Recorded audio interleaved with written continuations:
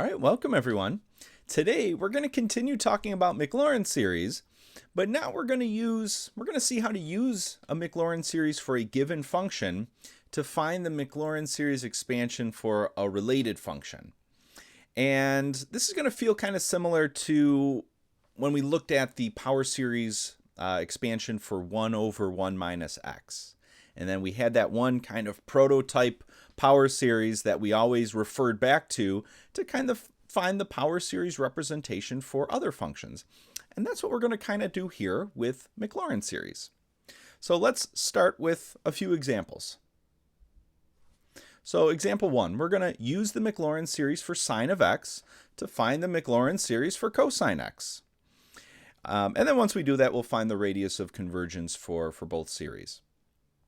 Now, we've already looked at the Maclaurin series for sine of x. We did this in a previous lesson. So what we found is that it's equal to the sum from n equals 0 to infinity, -1 raised to the power n, x raised to the 2n plus 1, divided by 2n plus 1 factorial.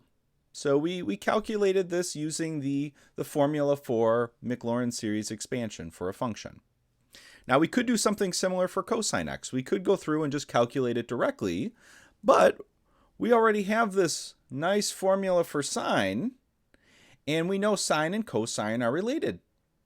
Cosine is the derivative. So we're interested in cosine x, and what we can do is we have this nice power series expansion for sine of x, so we can just do the derivative.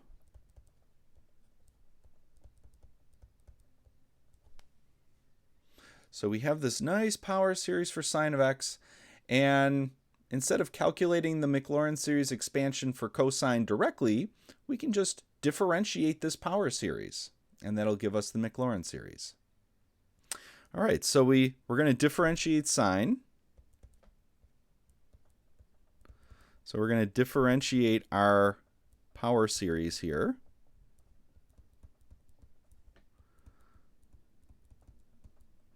And while we're at it, just for the practice for differentiating power series here, let's write out the first few terms for our Maclaurin series expansion of sine. So let's start with n equals 0. When we plug that in, we're going to get x over 1 factorial. So we're going to get x. Then we're going to get minus x cubed over 3 factorial for n equals 1. So we get 3 factorial. X cubed, and then it's going to be a odd power of -1, so it's minus. Then we're going to have plus x to the 5th over 5 factorial, so this is when n is 2. So when we plug 2 in, we get 4 plus 1 is 5. We get 4 plus 1 is 5, so we have x to the 5 over 5 factorial, and then -1 squared is positive. And then maybe one more. Let's do x to the 7 over 7 factorial, and we're subtracting here, and this is what we get when we plug in n equals 3. So we'll get 6 plus 1 is 7. And then this keeps going. And so what we're going to do for cosine x to get the Maclaurin series expansion is we're just differentiating this function sine. So we're just differentiating our power series. So if we were to do that, how we differentiate a power series is, let's write it underneath, we just differentiate each term. We go term by term. So it's going to be the sum from n equals 0 to infinity. The -1 here is going to stay the same because we're treating that as a constant. This is the variable part. So that's the term that we're going to actually be differentiating. So we're going to differentiate this x to the 2n plus 1. So we're going to bring down the 2n plus 1, subtract 1 in the exponent, so it'll go down, if we subtract 1 from the exponent, it'll go from 2n plus 1 down to 2n. So just power rule, just differentiating a power function here. And then we still have our 2n plus 1 factorial in the denominator. And one little note here is that 2n plus 1 factorial is equal to 2n plus 1. Just peel off that first term, and then we have 2n factorial left over. So the 2n plus 1 in the numerator here is going to cancel with the 2n plus 1 down here in this factorial, and what we're going to be left with is 2n factorial.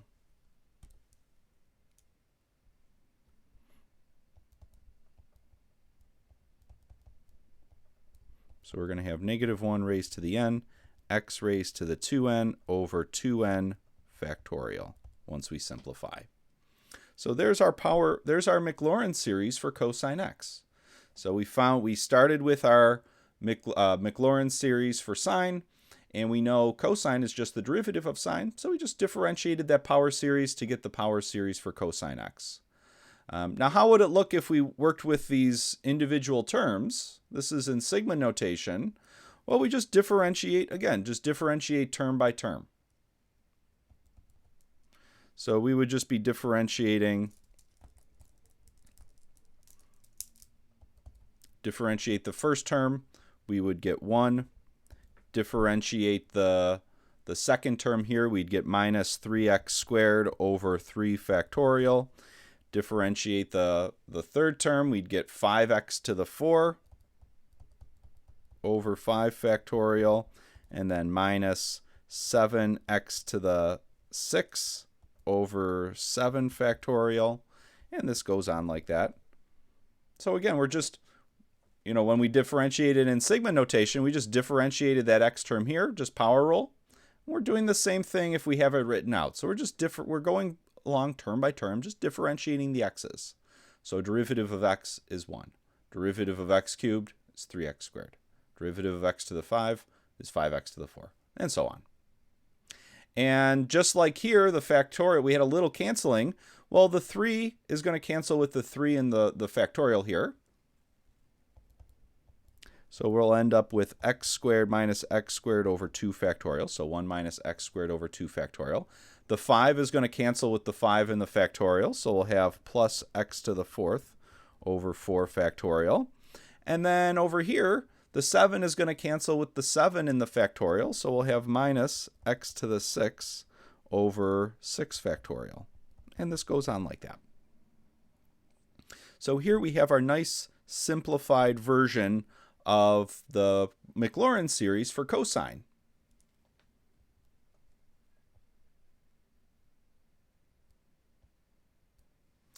And, we have it in 2 different ways. We have it in sigma notation, but then we also have it written out. So sometimes it's helpful to, to see it both ways. All right, next we're going to find the radius of convergence for each of these. So let's start with sine of x. Let's find the radius of convergence for this power series. And the way we do that is with ratio test. So we're going to go through our ratio test setup.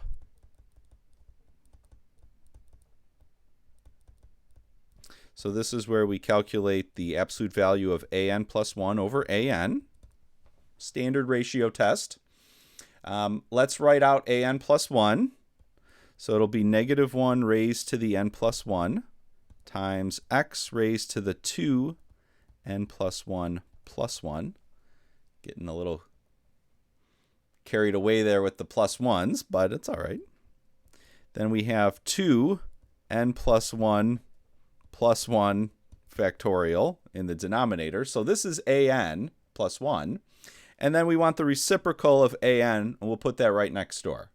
So it'll be 2n plus 1 factorial over negative 1 raised to the n times x raised to the 2n plus 1. Let's clean this up. We know the powers of negative 1 are inside the absolute value, so those are just going to get canceled off. And let's simplify, all this business with 2 times n plus 1 plus 1, and we'll kind of match up the similar fractions. So the powers of negative 1 are going to end up just getting canceled because of the absolute value sign, and then we're going to have the absolute value of x raised to the 2n plus 3 over x raised to the 2n plus 2, or plus 1. If we match those up. And then we're going to have this times 2n plus 1 factorial over 2n plus 3 factorial. And we're just going to make a note here that 2n plus 3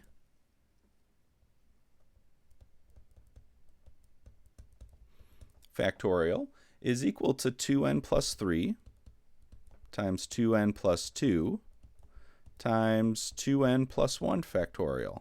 So we just peel off the first two terms here, and then we have the remaining factorial. And so we're going to see that the 2n plus 1 factorial is going to get canceled off. So what we end up with when we look at this is we're going to have, when we simplify this, we're going to have the absolute value of x squared times 1 over 2n plus 3 times 2n plus 1.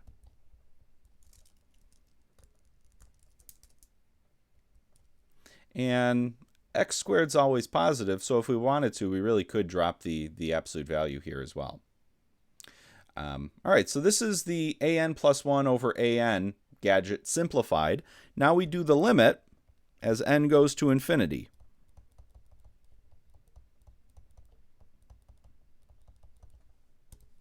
So we're going to do the limit of an plus 1 over an as n goes to infinity. And this x squared here is, n is the thing that's changing when we talk about this limit. So this x squared here, even though it technically is a variable, in the context of this limit, it's a constant. So when we fill this in, we can bring that constant out front and look at just the limit of 1 over 2n plus 3 times, and that should be a little typo here. Let's correct that. This should be a 2n plus 2.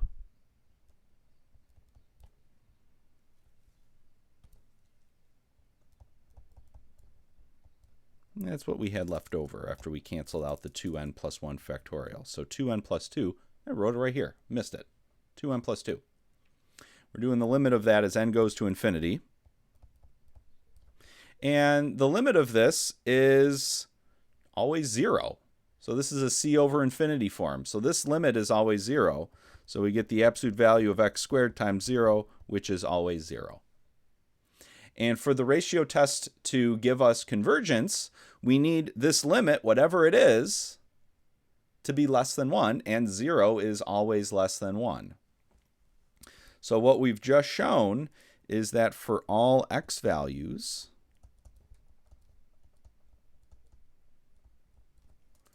well, let's say it converges for all x values.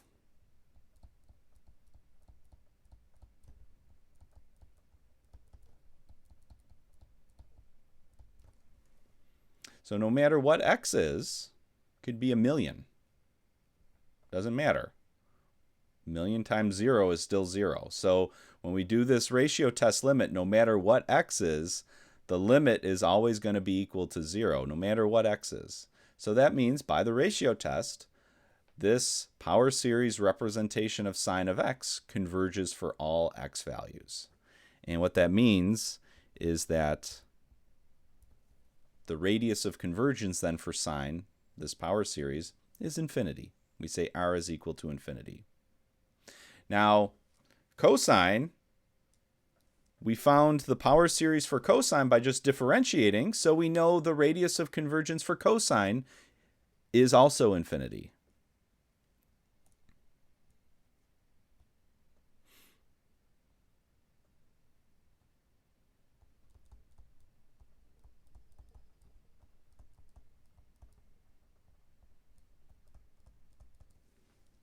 So we calculated the radius of convergence directly for sine of x. So we went through all this and showed that the ratio test limit was equal to 0 for any x value. So that means this power series converges for all x values, and r is equal to infinity then. And we know that when we differentiate a power series, differentiating a power series doesn't change the radius of convergence. So that means not only is this the radius of convergence for sine, but it's also the radius of convergence for that power series representation for cosine. So both this series and the one we found for cosine right down here, have the same radius of convergence, infinity. All right. Let's try another example. Here we go. Example 2. We're going to use the Maclaurin series for cosine x. We just figured it out. Maclaurin series for cosine x to find the Maclaurin series for this function, x cubed times cosine of 2x. All right, so let's start by writing out what we found for cosine x. We found that cosine x is equal to the sum from n equals 0 to infinity of -1 raised to the power n, x raised to the power 2n over 2n factorial. And what we're going to do is we're going to essentially plug in. There's this inner function going on. So we're going to start by plugging in 2x. That's this inner function here. And when we do that, that'll give us a power series, the Maclaurin series for cosine of 2x. So wherever we see an x in this original formula here, we're going to plug in 2x. So that'll give us the sum from n equals 0 to infinity, -1 raised to the power n. And where do I see an x? Well, I see one right here, so I changed it to a 2x. And then I see one right over here, so I'm going to change that to a 2x.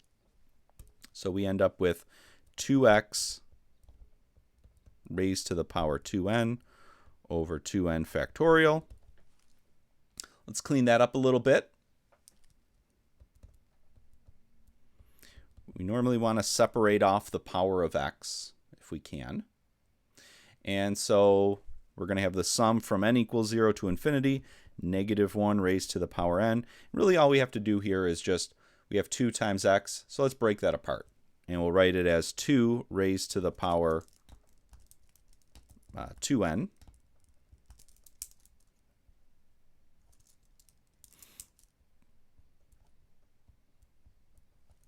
So essentially we're kind of like distributing the exponent here over the multiplication. So we have 2 raised to the power 2n times x raised to the 2n over 2n factorial. And there we go. There's the Maclaurin series for cosine of 2x. Now we want x cubed in there as well. So we're going to multiply this result by x cubed.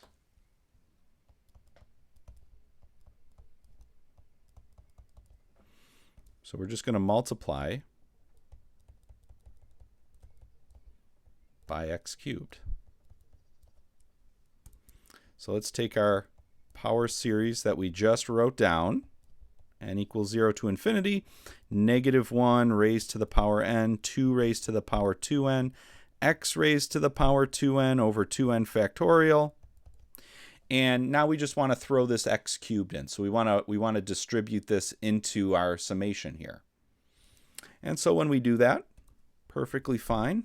There's no n terms here, so we can do this no problem. And when we bring it in, we're going to get the sum from n equals 0 to infinity of -1 raised to the power n. If we wanted to, we could write this 2 raised to the power 2n as just 4 raised to the n. We'll just leave it like this, though. And there's other things we could do.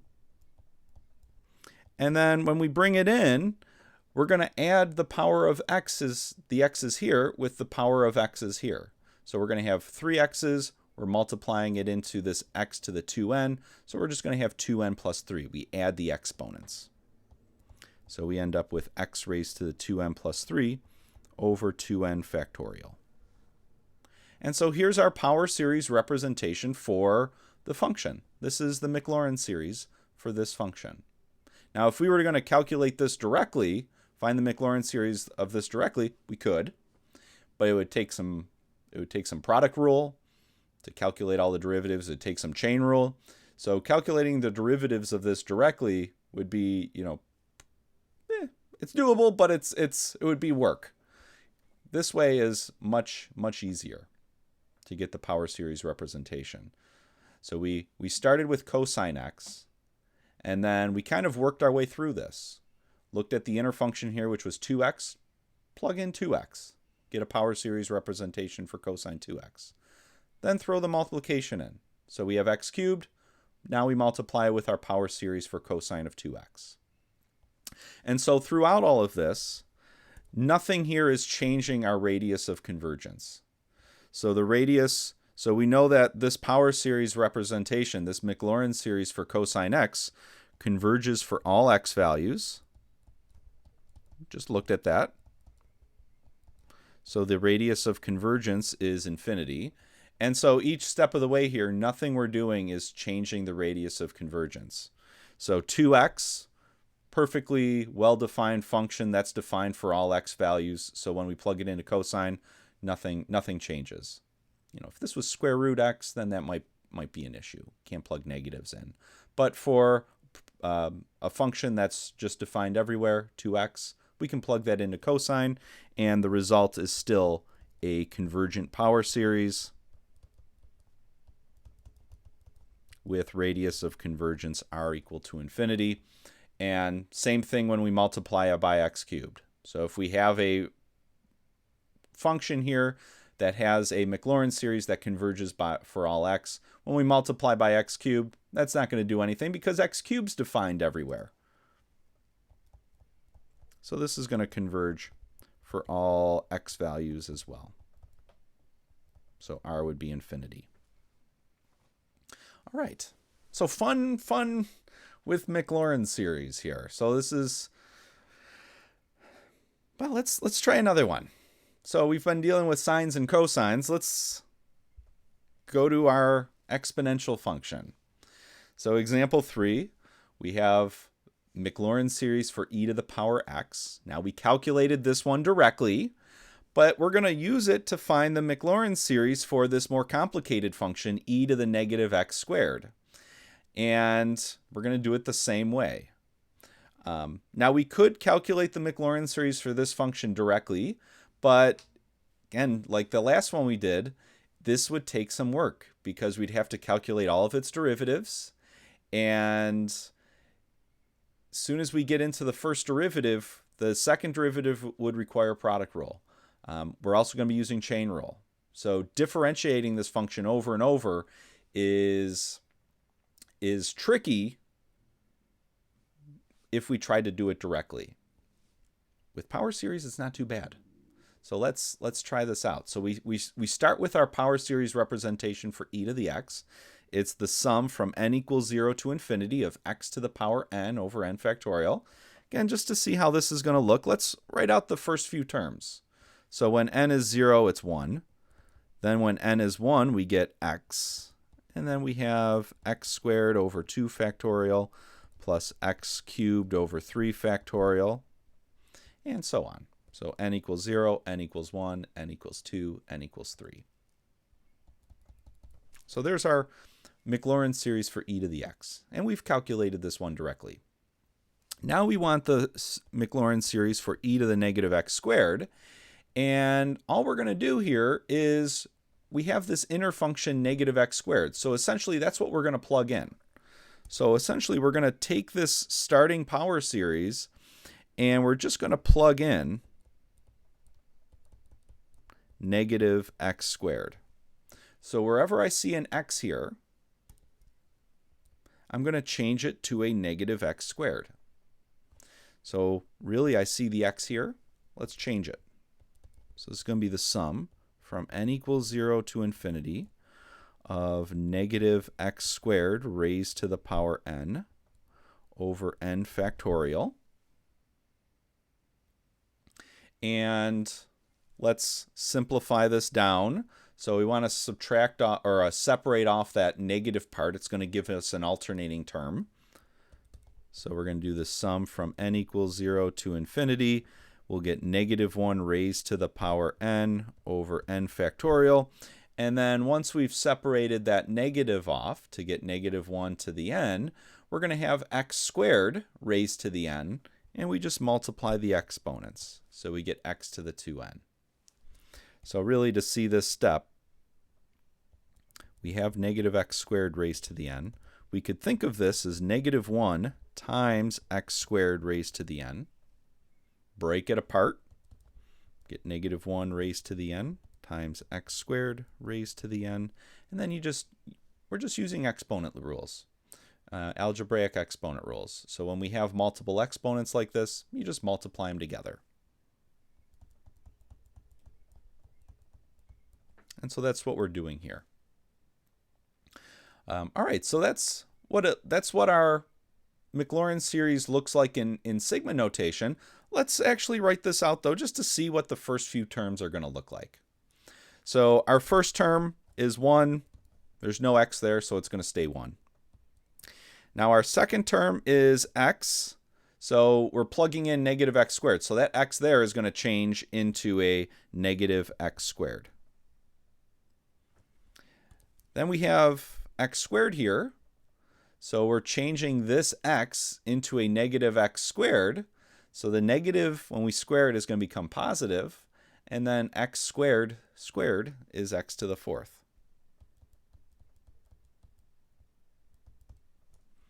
And then similar over here, we're changing just this x value into negative x squared. So we're going to end up with negative x squared cubed. So the negative 1, when we cube it, is going to give us a negative, so we're going to be subtracting. And then we'll have x cubed, or x squared cubed. So we multiply the exponents. So we'll have x to the 6 over 3 factorial. And it keeps going like that. So sometimes it helps just to have kind of work with both versions, our sigma notation and then also just the first few terms written out. Now, we've calculated the radius of convergence for e to the x before, for this power series.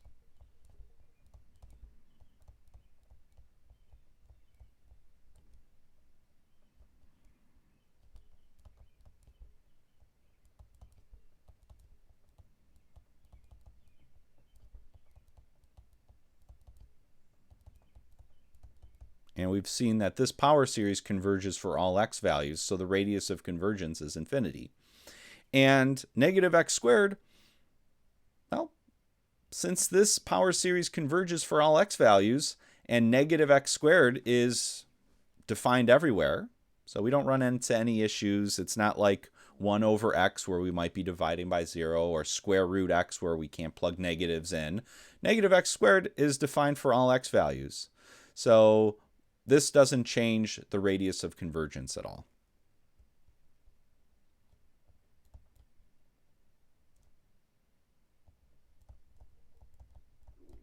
So our radius of convergence for this new Maclaurin series, this new power series, is going to be the same.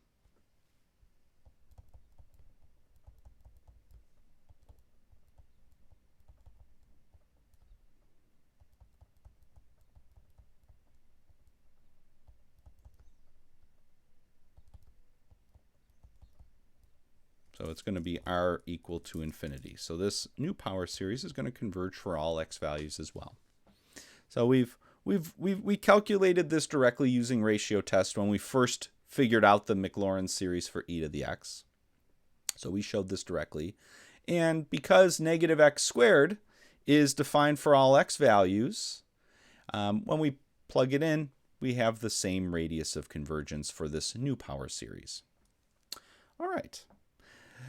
So what we've just done is we've calculated a power series for Maclaurin series for e to the negative x squared.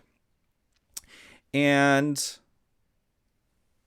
this function, even though it doesn't look too complicated, it turns out, and let's make a note of this. And this is where really the power of Taylor and Maclaurin series comes in, is it makes integrating and differentiating a bit easier. So e to the negative x squared, or x squared if for a similar function, but in this case e to the negative x squared, we've talked a little bit about this function before. And this function, even though it looks kind of simple, it really does not behave nicely with integration. So this does not have an antiderivative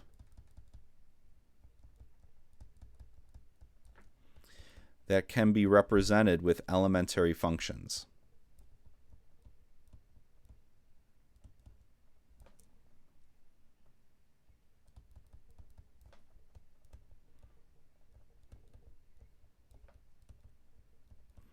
So no matter all of the integration techniques that we've learned so far, integration by parts, substitution rule, trig substitution, all those, none of those techniques do anything for us when we try to find the antiderivative of e to the negative x squared.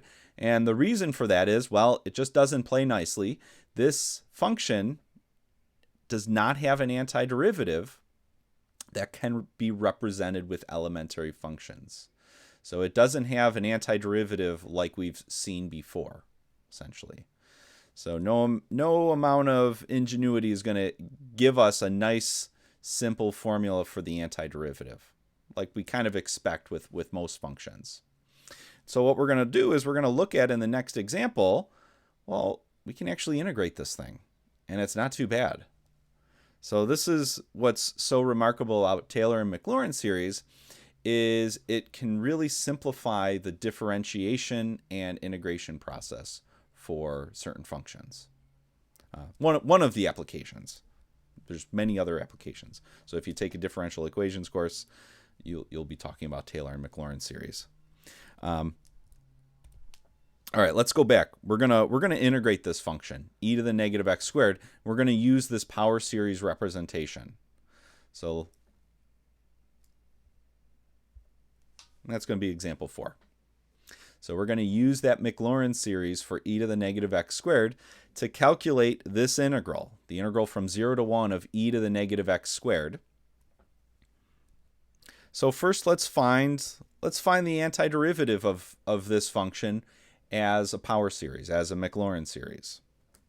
So let's start with, I'm just going to do the indefinite integral here of e to the negative x squared. We'll worry about the definite integral part in a second.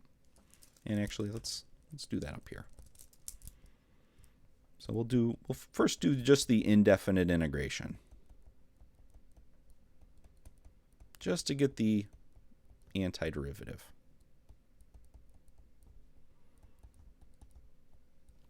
All right, so what was I already forgot. Try to remember, I already forgot it. What was it? Negative 1 raised to the n, x raised to the 2n over n factorial. Let's use this. We're going to use this power series here.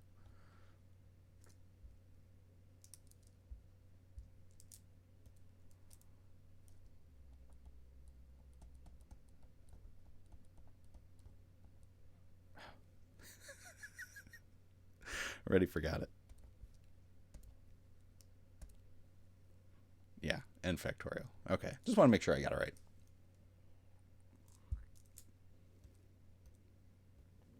All right, so here we go. And we're doing the sum from n equals 0 to infinity. All right, so we want to find the antiderivative of e to the negative x squared. And like we were just mentioning, you can't do this with regular functions. So we're using this power series representation for e to the negative x squared. We're using the Maclaurin series here for e to the negative x squared. And so how do we integrate a power series? Well, we just integrate term by term. So we really just focus our attention on integrating this portion of our power series. And the negative 1 raised to the n and the n factorial, those are just constant multiples. So really we just have to integrate this power function here, this x to the 2n. So the antiderivative is going to be the sum from n equals 0 to infinity of negative 1 raised to the power n over n factorial. And then we're going to add 1 to the exponent. So we're just going to do power rule here. So we keep our variable the same, add 1 to the exponent. So we go up to 2n plus 1. And then we take that new exponent, flip it, and we're going to put that in the denominator. So 2n plus 1. So again, we're just doing power rule here. So when we integrate x to the 2n, we're just Power rule says x to the 2n plus 1. You just add 1 to the exponent, take that new exponent, flip it, put it in front, and then we already had a fraction going on, so we just threw it into the denominator there. All right, so there's our integral. There's our indefinite integral written as a power series. Now, technically, for indefinite integral, we always throw on a plus c. I just throw that at the end or at the beginning here. But for a definite integral, we don't really use that constant because it just will get canceled out when we do the subtraction. So how does the definite integral look?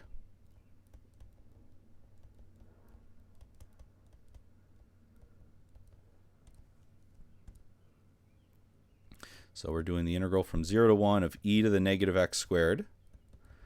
So up until this point, the only way we could have done this is with an approximation method like Simpson's rule or, midpoint rule. So some of those early kind of approximation methods that we talked about a little bit in Calc 1 for kind of setting up the definite integral. Now we're actually able to find an exact representation for what the value of this is. And let's see what we get. So we have this is the integral we're interested in. Let's take our let's take our antiderivative, and let's not worry about the plus c because it's just going to get canceled off.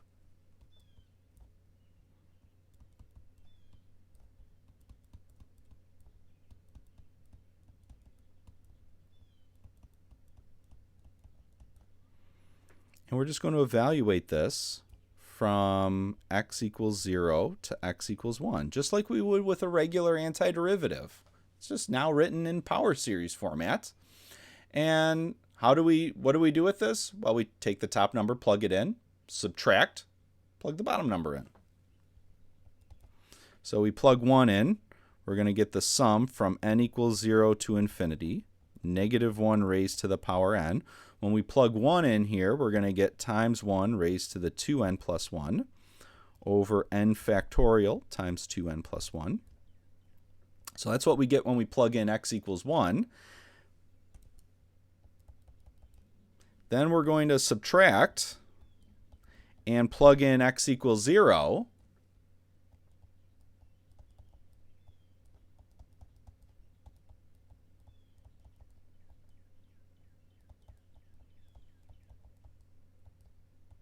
So that's what we get when we plug in x equals 0.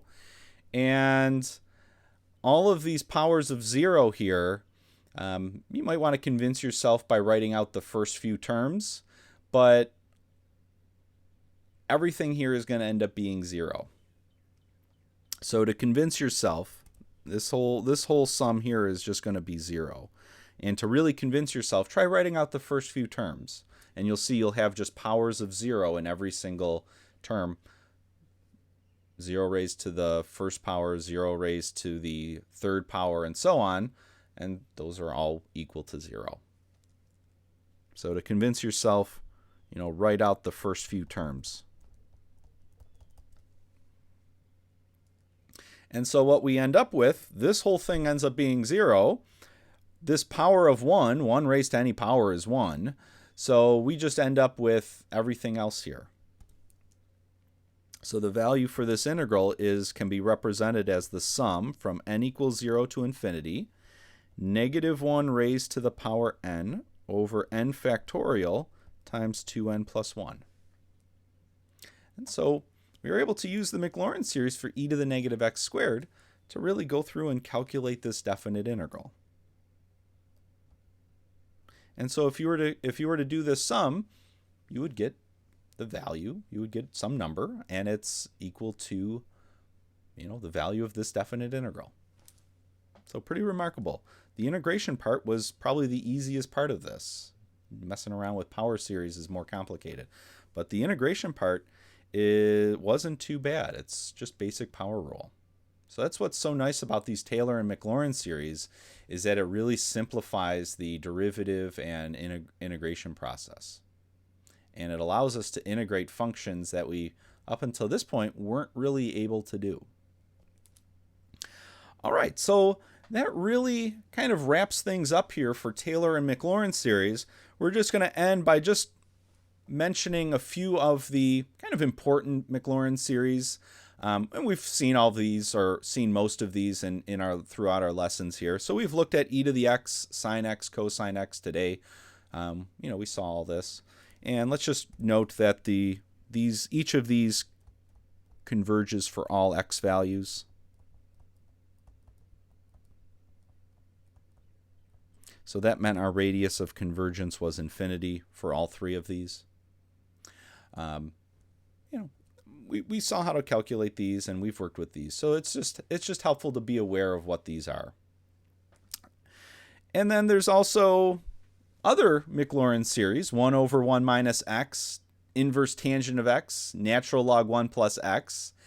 And we've actually looked at all of these as well when we first started talking about representing a function as a power series. So 1 over 1 minus x, this was really what started it all. This function, we could write this using a geometric series, and we saw that the radius of convergence was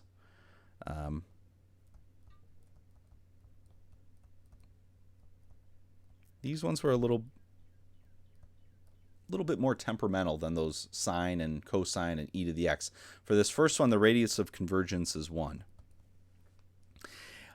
Now, you could use this function to figure out the power series representation for inverse tangent. And because of that, you would get a radius of convergence r equal to 1. And then same thing, we could use this 1 over 1 minus x to get the power series for natural log 1 plus x.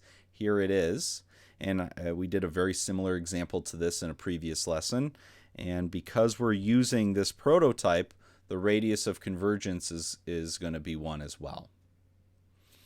So what would you do? Let's talk about inverse tangent. I believe we've looked at this one, but how could you calculate that from this 1 over 1 minus x?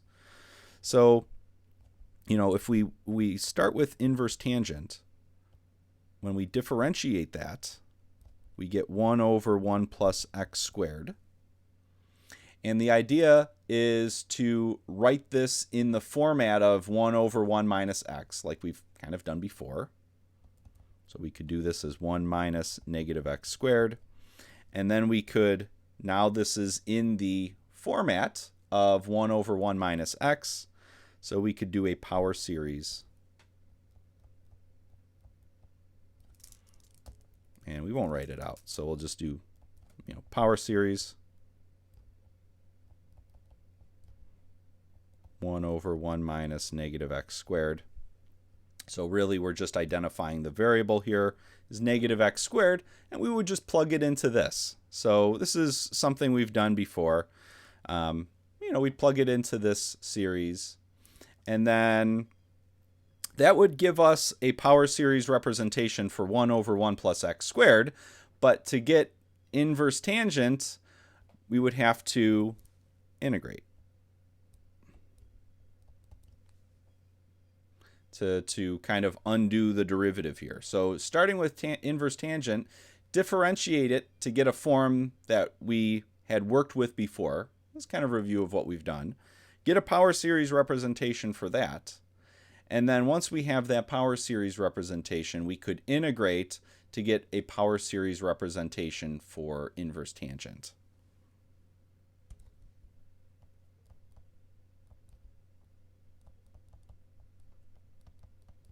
So it's just a sketch of what you could do.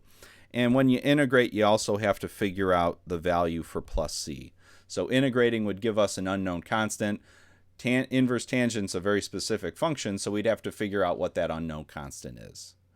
But we've just summarized the end result. If you went through this process, good practice, good review of what we've done before for power series representations. But what you would end up with is this power series here, this Maclaurin series. Again, similar idea for natural log 1 plus x. So this is kind of a sketch of what you would do. All right. So that's going to do it for Taylor and Maclaurin series.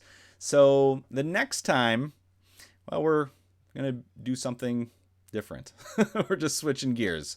So we're going to be finishing up with sequences and series, and the next major topic is we'll be looking at polar coordinates and parametric equations and all sorts of good things there. So we'll see you then.